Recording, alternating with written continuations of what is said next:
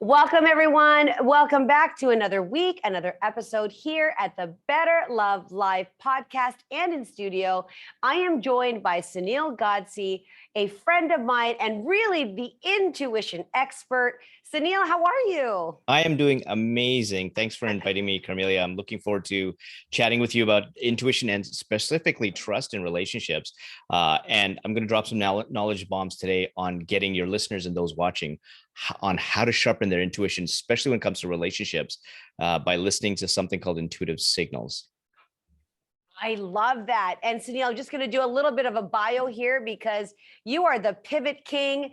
You do so much on this topic. And right now, you are focusing in helping businesses leverage the power of intuition to create trusted brands that eliminate their competition in under 14 seconds. I want to dive deeper into that. And with you earning over $20 million as an entrepreneurial career, moving on to help businesses 6 to 7 figures in revenues and being hired by major companies such as Citibank, SAP, Rogers Wireless, Western Digital, and your advice obviously simply works. So you got to tell me about this. How do you do this? Eliminate competition in 14 seconds. Is there a science to this? There is absolutely a science to this. And if we go back to MRIs and look at the research when it comes to intuition and trust, your trust is actually starts to develop whenever you're looking at someone in as little as 33 milliseconds. That's how fast your intuition works when you're trusting someone. And this is when you first come into contact with that person. Your intuition is always on looking for clues to see whether their behaviors are matching their words. What are their actions doing? How are they treating other people? What they're saying, does that match with my values? And it takes under 14 seconds for you to feel safe enough to exchange either time, value, or a relationship time with that other person. So in business, it takes under 14 seconds for an employee to say, I trust this leadership team. I trust this brand. I want to work for them. It takes under 14 seconds for your customers, potential customers, to go, I love what they're all about. I trust their products and services. I really want to work. I want to spend my hard-earned money with them. And when that happens, these employees and customers are coming to your company. And guess where they're coming from?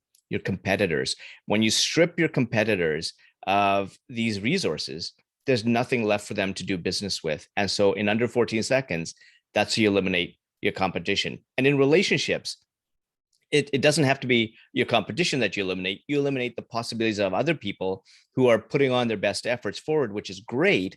But then your intuition is always looking to what values are they putting through? Do their words match their actions? How do they treat other people? As I was mentioning earlier, are there things that where they say something, but your intuition is catching them with behaviors that is different from what they're saying? And nobody's going to perfect match with someone else, but are these value differences tolerable enough for us to be in a relationship? And of course, I've got a couple of podcasts of my own. I've interviewed over 1,000 people.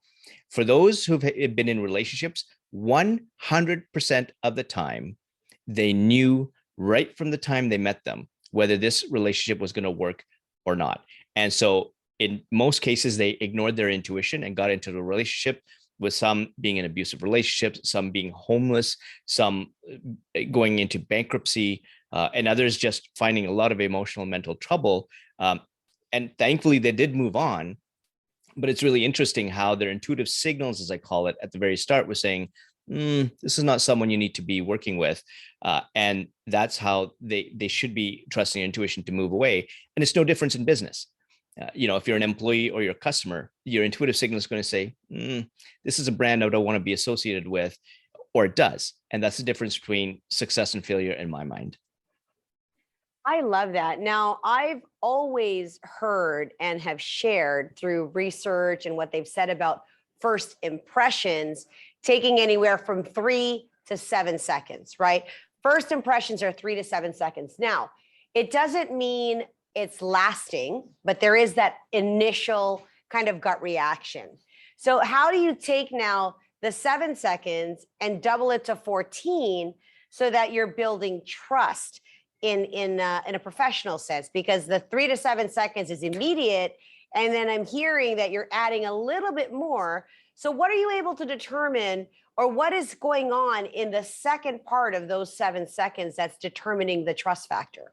Yeah. So in the research study that they looked at, you're right that in fact, it's actually 3 to 7 seconds. It's actually 33 milliseconds. So that 3 seconds is actually even faster by a factor of 10. So 33 milliseconds is in less than half a second. That's when you're able to trust someone. And what happens is, in the research study that they did with the number of respondents, the majority of them were able to say, do I trust this person? And when they did, it took them up to 10 to 14 seconds to say, okay, I'm going to give them money.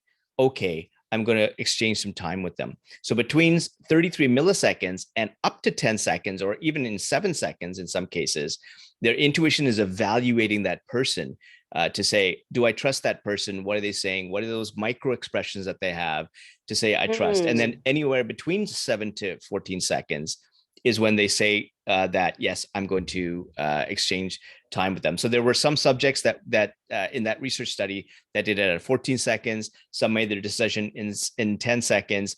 Some even made their decisions in 2 seconds. To say, yeah, but this is now the average of their respondents in that research study said anywhere between 10 to 14 seconds is where the majority of people gave their money to this other entity. And so to be conservative, I say 14 seconds to be conservative, but obviously if you can do it in 2 seconds or less, or 1 second, the more power to you. But this is where it takes a lot of expertise in getting you to trust your own intuitive signals, which is really important. And everybody mixes this up and screws this up, because we're all waiting for that gut feeling or that voice to come. But a lot of times these intuitive signals start as a whisper, as Oprah calls it, or there's something that, we've all been in a room where we walk into a situation or a person, and even subconsciously we say, something's not right. And that, again, is at 33 milliseconds. It is immediate. And for us to listen to that intuition, to say, something's wrong, I'm going to walk away. And so the better that you get at listening to these signals, the better that you are in getting away. So for example, I'll give you some examples of some negative signals or some signals that other people have had. In one case, there's someone who was in a relationship, and she knew right from the start that it wasn't right. And at the back of her neck, the hairs on the back of her neck started to go up right when she met this person, but she decided to want to help this person. And over time, the signals got louder and louder, to the point where she actually heard the words, "Get out." And by that time, though, she was financially devastated, and she finally let the relationship go, but she had to rebuild from the finances. I had a CEO that was right. He's now run 2 multi-billion-dollar companies, and he sees an omen on his right shoulder. This omen pops up, no color, it doesn't know the shape, but when this omen pops up, he knows to say yes to whatever he's doing. Another entrepreneur never knew of what his intuitive signals are, because that's not a common thing people ask, hey, let's go for coffee, what are your intuitive signals? That's kind of a bizarre kind of conversation. But as he's talking, not with you it isn't, it isn't. No, but I'm also a bizarre guy anyways, to begin with. I think that's why we're good friends. But but for him, as he's talking through the failures that he went through in his career as an entrepreneur, he kept grabbing his left earlobe. And about 10 minutes in, he goes, Sunil, oh my God, I just realized that my first intuitive signal that's negative, which is always warning me, is his left earlobe getting hot. So that's how unique these signals are. So we can wait for that gut feeling. We can wait for that voice. But how do you know if that's signal number 1 or signal number 3? If it's signal number 1, great, because you've nailed that first signal that's telling you to either go ahead with that decision or that relationship or not. But if you're waiting for that gut feeling to come in, and that's actually signal number 3, what happens is you've missed signal number 1 and signal number 2 that have already warned you about that relationship. And if you've missed those 2 signals, it could be that maybe you're going to have a bad date, or those 2 decisions have led you to a spot in that relationship that you really don't want to be in. So it's so important that you take the time to figure out what your intuitive signals are. And so that's why it's, I just want to share this, Sunil, because there's hair going on the back of your neck that is like spidey senses. Yep. And then there's also hair that rises because you're feeling good, right? Yep. Like I know if you know, I think of romantic context, and if you touch in certain places, you're like, whoo, it's a positive tingle. It's a positive, oh, I just got goosebumps because there's a deja vu moment or whatnot, right? So when you talk about intuitive signals, is it so highly personalized to each individual? Like, tell me more about that. And, or are there like clues that are actually written out like a roadmap? If and when you're flush and hot, beware. If your heart is bracing, beware. Like, tell me more about those actual signals. Absolutely. Okay. And so your signals are kind of broken into two types. There's positive signals and they're negative signals.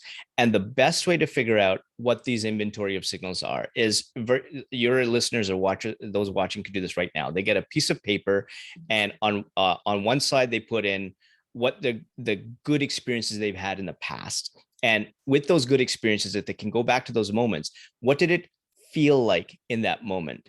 And so that is a positive intuitive signal. So for me, for example, when I'm looking at making a decision in any case, the first thing that happens to me is I get a feeling of calm, which is one, or I get a pulling, which is two, or the dots connect. So when I get any one of those three signals, those are generally my first intuitive signals that are positive, that are saying this is the right decision to make. The other flip side is negative signals. So on the second half of that sheet, you write down all the pieces of paper, so all the things that didn't work out in the past, and what did it feel like in the moment.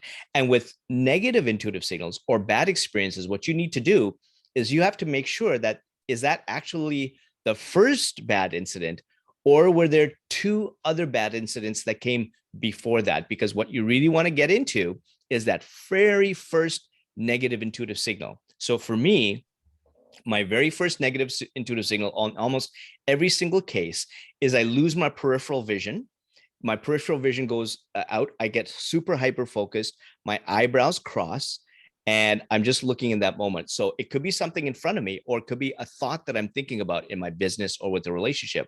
And when that happens and I lose my focus, boom, I know that my intuition is saying whatever I'm thinking or whatever I'm doing or whatever I'm about to get into is I should back away. And one of the research, and so one of the premises I have is that we're all born with intuition. Now, and in fact, there was a research study that showed that infants as young as 2 months old have been shown to have intuitive tendencies. And so if you look at your brain like an iceberg, 90% is the subconscious area below the water, and the 10% is the above Yes. the water. Yeah. And so when you're born, you go through 5,000 to 6,000 experiences a day. This is what research shows. And today, as we age, you get to 28,000 to 35,000 experiences a day. Every single piece of learning and experience, both good and bad, start going into the subconscious area of your brain every single day. So that by the time you make a decision, you have billions and billions and billions of data points to pull from that are informing you whether the decision you're making is right because it worked in the past, or it's wrong because something similar didn't work in the past. And these signals are all unique to each one of us. And so, for example, the earliest I had intuition for me was when I was 5 years old. And there was these video games that I wanted my dad to buy. And he said, Sunil, sorry, they're too expensive. And I distinctly remember this voice telling me, Sunil, go door to door to raise money. And so I took my 2.5-year-old brother in tow. Of course, he's in diapers. And we go door to door, and I raised $200 as a 5-year-old kid. I gave $100 to my dad, and the other $100 I gave to charity, because that's what my school was doing. So that's how early I was able to sense intuition. And for those people I've interviewed, So wait a minute. Yeah. So you knocked on people's doors and said, I want a video game. I'm raising money for video money. games. Yeah, essentially, yeah. And so they and I think because I was 5.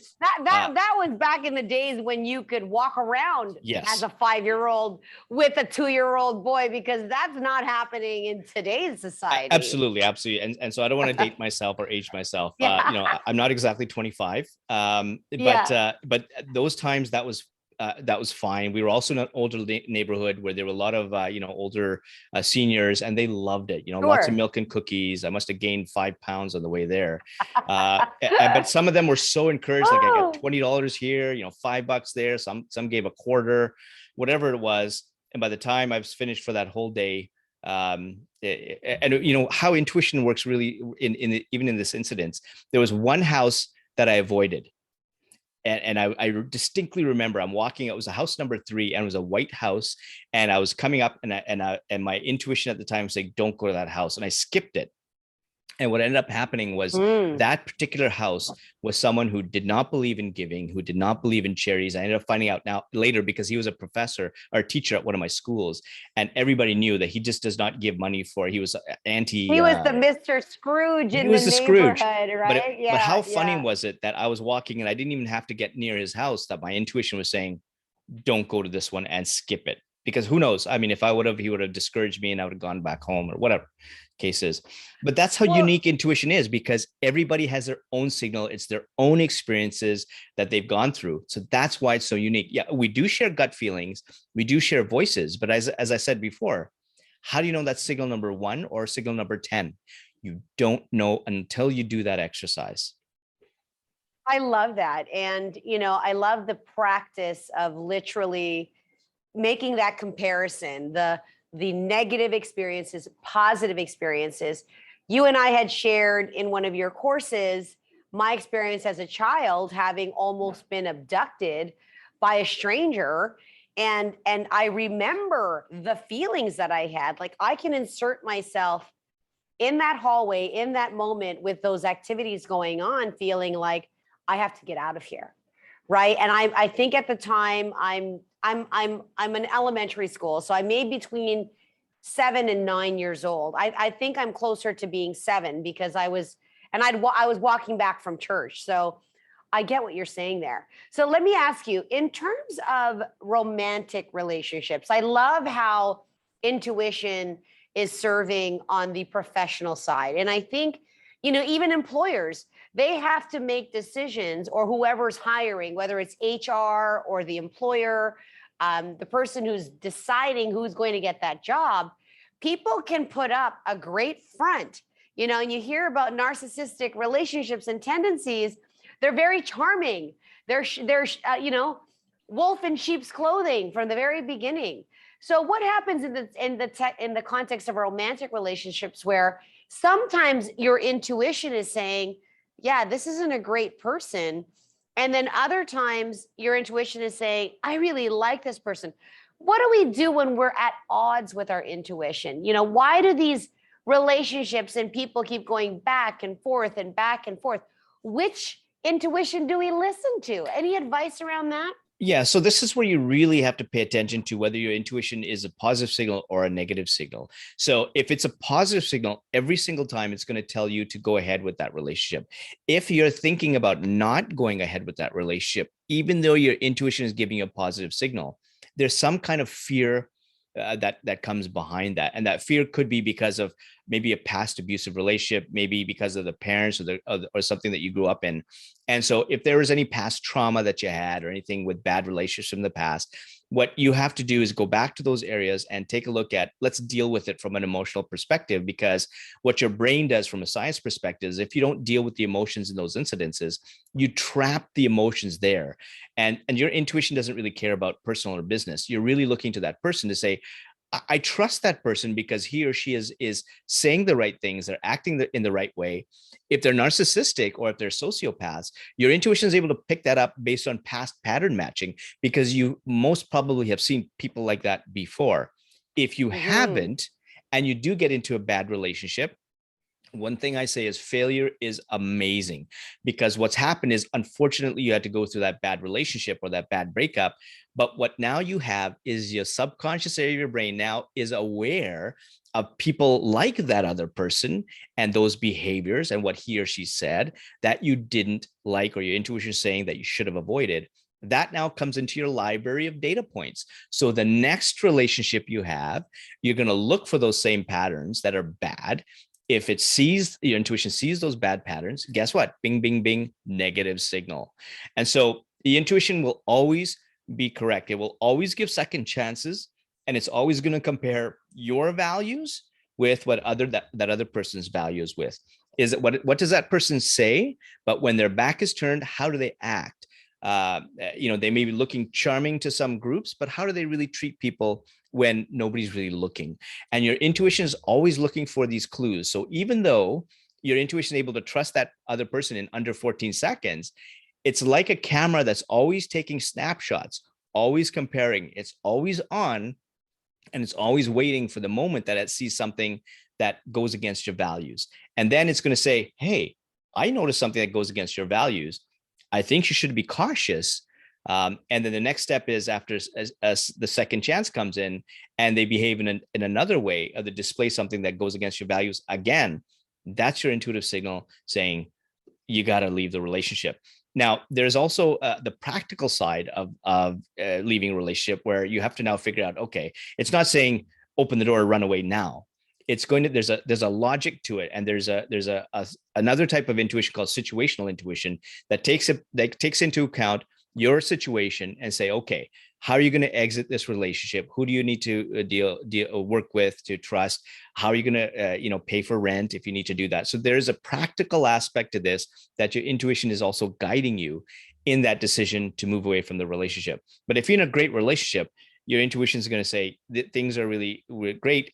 Of course, two people are going to be exact matches. Me and my wife were different people. Our 21-year anniversary was a couple of days ago. So, we've been here for 21 years and we're very different people. I'm very extroverted, spontaneous. She's conservative, introverted, but that's okay because we balance each other. We're not going to agree on a lot of topics. And we have arguments over topics, just as any healthy couple does, but those are within the bounds of our values, to say, I trust her. Those are values that don't resonate with me, but they're different enough that I can accept it.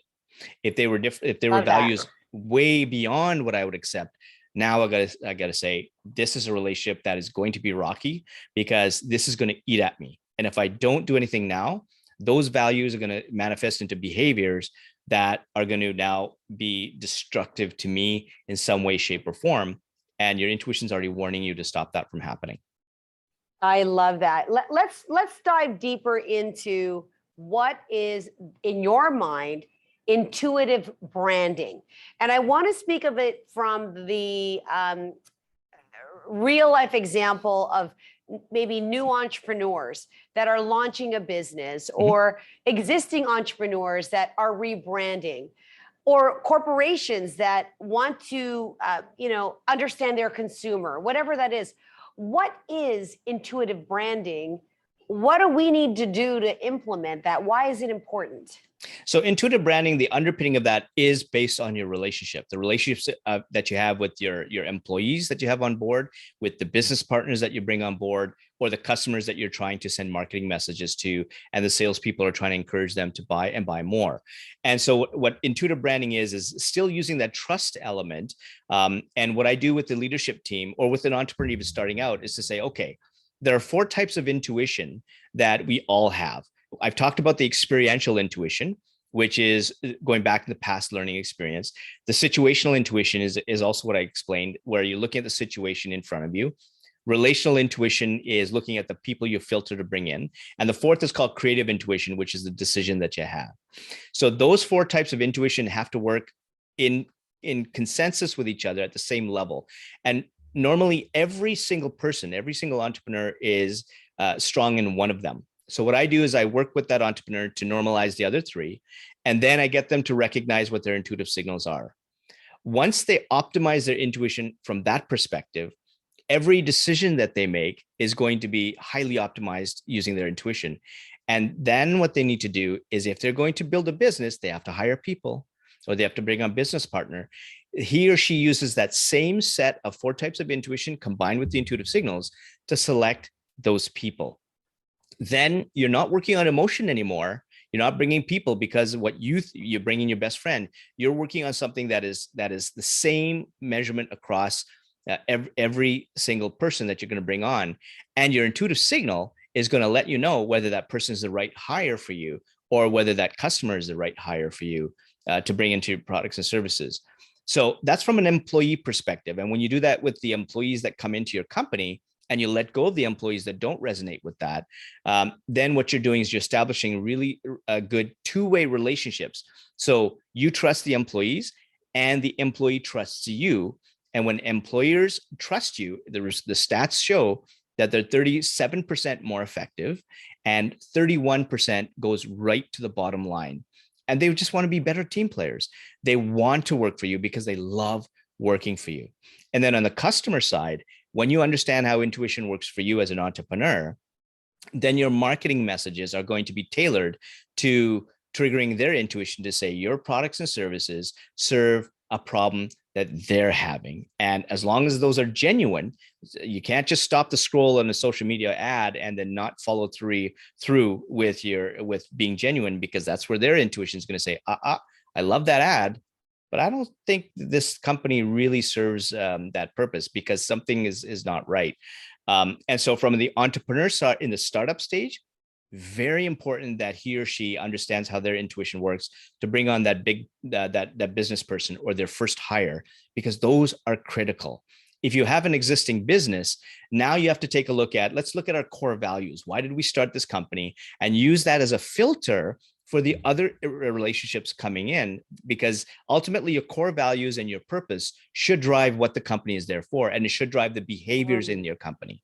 So many companies get this wrong. And then that's what go ahead. Finish your statement. And so this is where you start filtering your employees, because they're driven by your core values. The customers come in saying, I love what that company's purpose is. And now they're going to come and stick to your brand and moving ahead. And then in a larger corporation, you just work to that. You use the same core values, but now you're working within a team. So now you're training the trainer almost to say, okay, my managers and supervisors have to understand their intuition so that they can manage the people with their intuition. And so then it just becomes a bigger issue to deal with. I think the biggest challenge in intuitive branding, intuitive anything, is that there are so many people that do not trust their intuition, Sunil. And I when you break down the intuitive, the 4 different types of intuition, starting with experiential intuition based on our past experiences, from my role as a matchmaker, and even from doing so many collaborations and partnerships with other business owners, when the data underneath the subconscious and all that data is, people cheat on me, the world is bad, I'm gonna lose money, I have a scarcity mindset, I'm broke, like those kinds of things, right? Underneath that, then their intuition is negative, right? And that their ability to trust is highly skewed based on their past experiences. So does that, now you need to have a certain amount of awareness and willingness to know that you've had these bad experiences to work on those, trust factors, or to have better intuition, so that not everybody you see in front of you is a crook, a con, deceptor, sandbagger, whatever, right? So how do you deal with that kind of thing? Because this is what where the problem lies. Many people in romantic partnerships and in business partnerships are coming in with all of this baggage and have no sense of positive intuition. Absolutely. And so there's what happens in those situations is that your intuition keeps speaking to you, but they end up being muffled because you're not listening to them or you're not paying attention to them. And so there's a couple of things that happen to people in those situations, because and this is where when I've had clients, we use a lot of hypnotherapy to get rid of some of the past trauma. Typically, there's a lot of past trauma or past relationships where, again, as I was alluding to earlier, do you refer to hypnotherapy? Or no, I do that myself, actually. I'm a trained hypnotherapist. And so did not know that. yeah. So with my clients, typically what we do is there's generally 1 or 2 traumatic events, and we peel back the layers of the onion to say, okay, let's deal with what happened. Let's get the emotions unlocked. And so it's not to say forget that incident. It's just appreciate that the incident happened. What can we learn? But we unlock the emotions that are getting them stuck in that area, because those are the ones that start to stoke a bit of fear when it comes to actually thinking about trusting the right people that their intuition is looking at. So that's one thing we do. The other thing I get people to realize is that a lot of times as we grow up, and I fell prey to this as well, when we grow up, we start to live the values of other people. What do they want for us? I became an engineer become a doctor, become a lawyer, get a degree, bingo. I marry was a girl. Yeah, I was an engineer. I'm South Asian, eldest son of an East Indian family. I wanted to be an entrepreneur. My dad couldn't even pronounce that word. He says, yeah, whatever. You're going to be a doctor, lawyer, engineer. And I became the engineer. And I hated it. After 3 years, I quit. But it was interesting that in year 2 in my engineering career, I got a chance to become a private investor for a Mexican restaurant chain, came on board, gave them some consulting, and I started making 5 times more in dividends than I was as a full-time engineer. And so I quit. I never spoke to my dad for a number of years after that, but I was loving life so much. And so what happens is when we live our life to the values of others, we forget what our values are. And we all have our own set of values. And when we start living the life of other people's values, our intuition saying, oh, look over here, your value is here. I'm trying to send you a signal, but our attention is way on somebody else who we think we can trust. And so we miss these intuitive signals. So what I do is once we get through the trauma, once we work through understanding that, okay, what are your values that you live through? Well, I show them pieces of evidence of when they trust their intuition. And what happens is over time, they get confident. Oh yeah, I did make the right decision. Oh yeah, I did make the right decision in that relationship.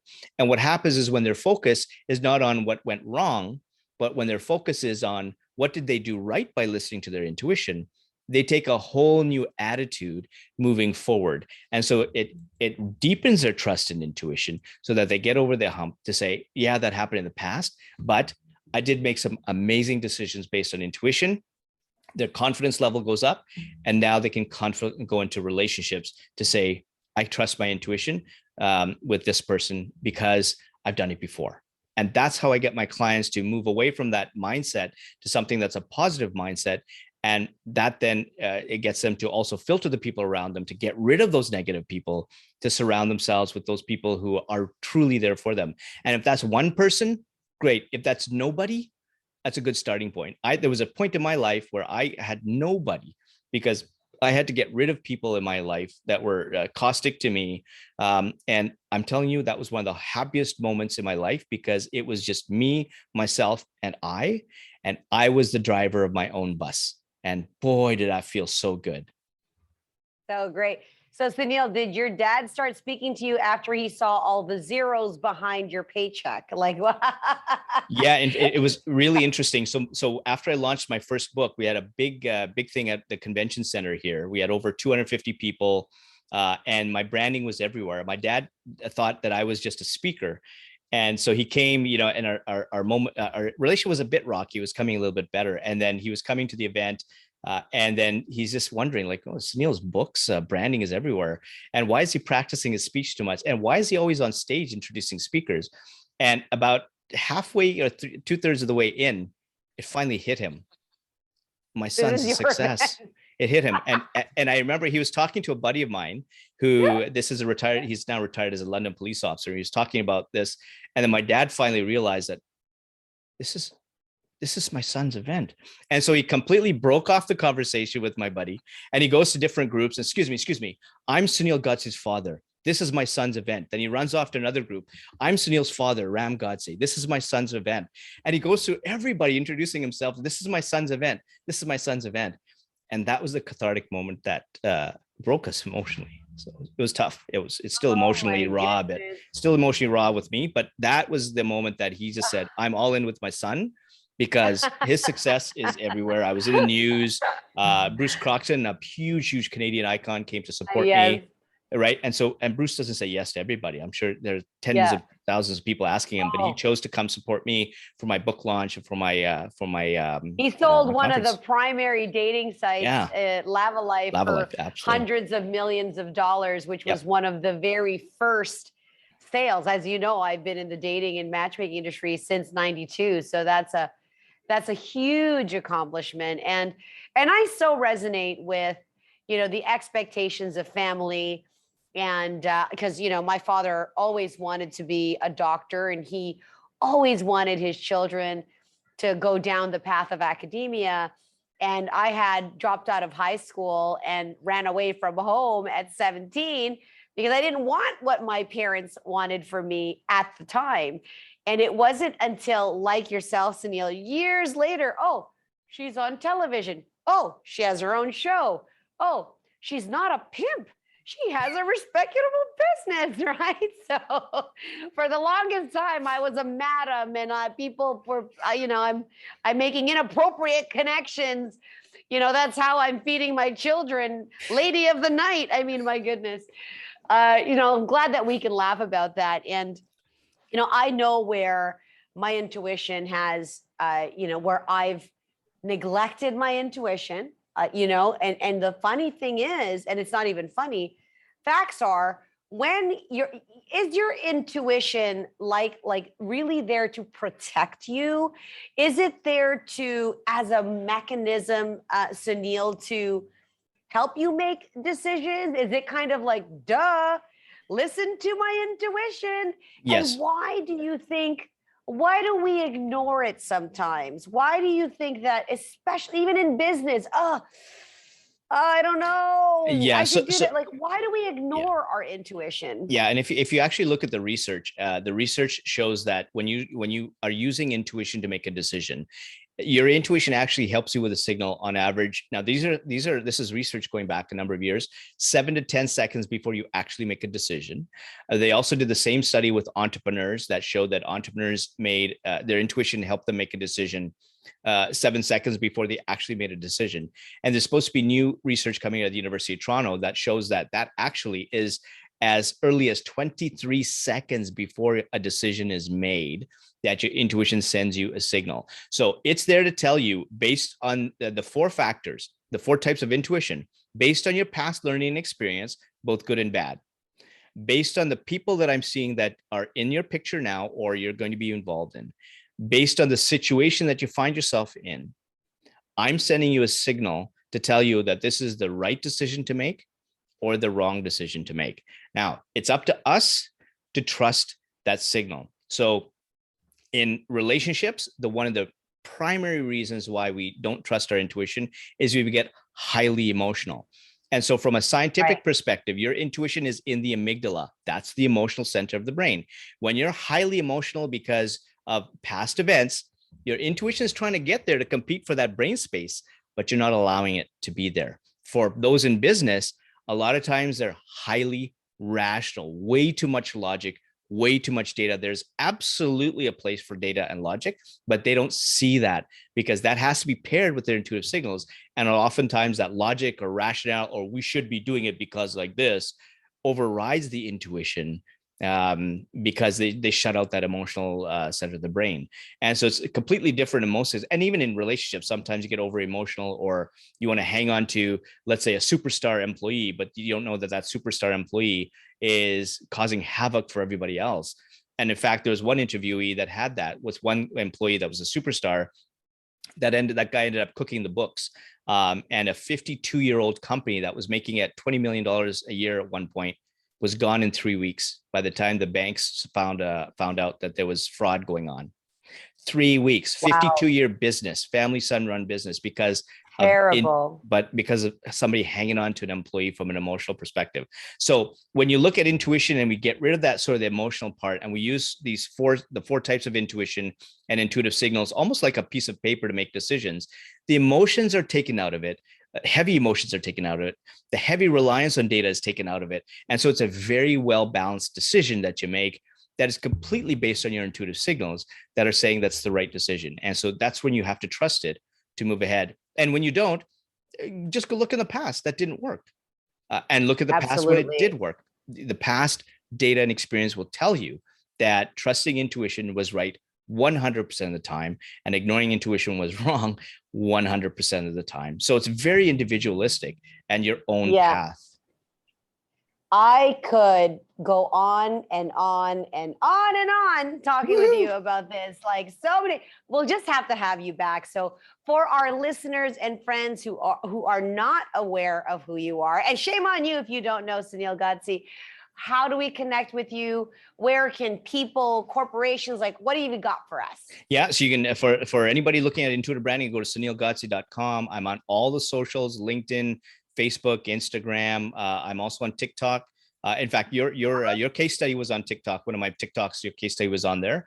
I don't do dancing because if I and you know, interestingly, Ryan Joseph was on there, and he was someone, I think you might know him, who's the artist who almost took his own life, and intuition had him pick up a set of paintbrushes. And his career was met, but it was taken off. But yeah, any of the socials, my books are on sunilgadzhi.com. I have a podcast called Intuitive Branding. You can listen to me there. Lots of ways to reach me. And yeah, I look forward to chatting with you on how I can improve your life in any way just by simply tapping into your intuition. I love that, guys. So if you want to improve your intuition, get the tips to have a better business, better love life, relationship with money and people, connect with my friend Sunil. I'll make sure that I post all the links in our bio, and we'll see you another week. Thanks, Sunil. Thank you. Bye.